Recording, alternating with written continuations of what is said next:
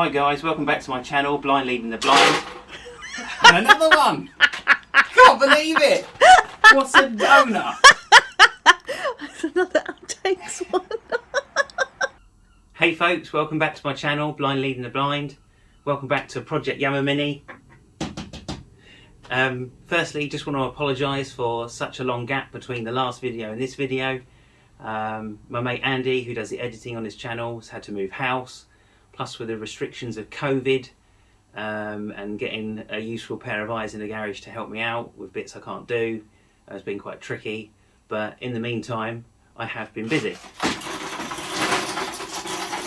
As you can probably see. We now have the engine in the car. Following on from the last video, which was fitting the fuel rail, there's a few more tweaks to do. We lowered the engine in. Also fitted the AccuSump. It's not fully fitted yet, but it's just in place because the gauge is facing the wrong way. I know that. Plus, after that, the next thing we had to do was fit the radiator, which proved difficult. Fitting the race radiator, which is a 2-core, even when modifying the inner wing slightly through here, it's not really going to fit unless you've got a flip front, or cutting the whole inner wing completely away and cutting part of this inner wing even further back than I have already. So I opted for a single core alloy radiator at this stage, and later on when we get around to doing the bodywork, I shall decide if I'll go for the race radiator and a flip front or just stay as we are. But I will do some more explanation of this radiator in a bit. Also, we fitted the gear lever inside the car, so we've now got a sequential shift mechanism, as you can hear that going to and fro. We'll readjust the camera in a second and I'll show you inside the car with the gear lever. Right, here we are in the car. We've set sequential gear lever. Now we've got the gear lever and the gear rod going up underneath the bottom dash rail through the bulkhead and onto the lever on the engine. It pivots on 2 rose joints down at the bottom, and they mount through the holes that are already there for the rod change, where the rubber cotton reels hold the rod change to the body. So it wasn't any holes to drill. So literally what I did was I loosely bolted that to the floor, bolted the gear lever into place, and then had the idea of stepping to one side slightly, removing the heater cable and the choke cable, and using those holes in the bulkhead where the choke cable and heater cable would run through, running a piece of string from the gear lever pivot point through the hole in the bulkhead to see, get the line of how the gear lever would run or fall, as it were, through the bulkhead, because obviously we need to drill a hole or cut a hole through the bulkhead with a hole saw. So in the pictures that came in with the instructions in the kit, we could, I can't see, but my brother could see that the hole that we needed to drill was just below this grommet where the choke cable used to come through. So we drilled a pilot hole just below that, and then we used not a hole saw, well it is a hole saw, but not a standard hole saw. It was a cone cutter. So the cone cutter, we bored a 24mm hole through the bulkhead, because the gear lever is nearly 17mm in diameter, through the bulkhead, slightly elongated it because we had clearance problems at the bottom, and then we finished up with an elongated hole. Then we had to drill a hole through the gear lever.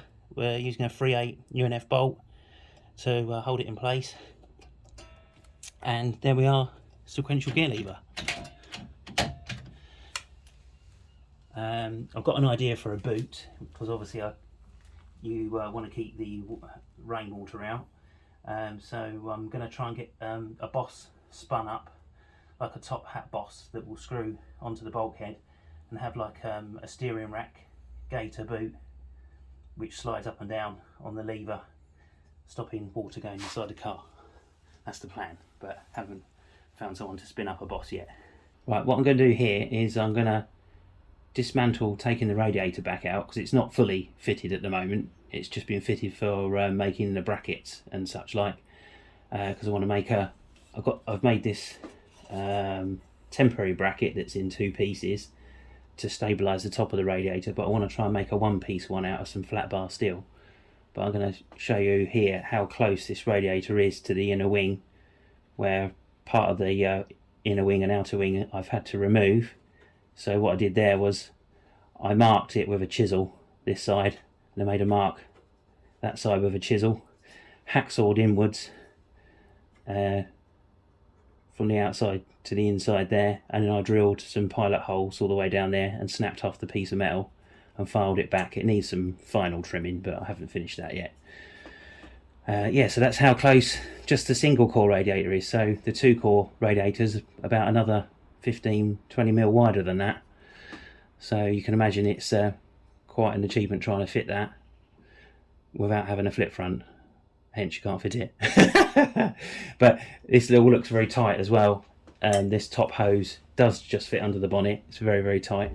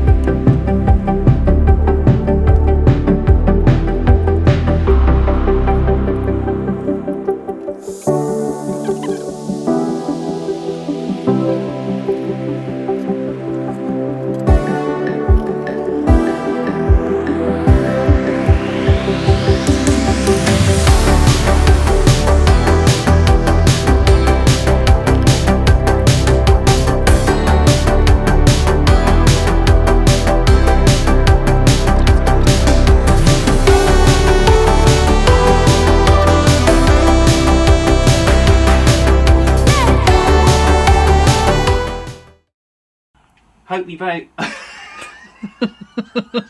This is terrible after a coffee. I can't do it. No idea for a coffee. I hope you watch. If you like this video, remember to smash the old like button and please subscribe. It would be greatly appreciated, so you don't miss any more videos. And that's it for now. That's me signing out. Remember, you'll see me before I see you. Bye.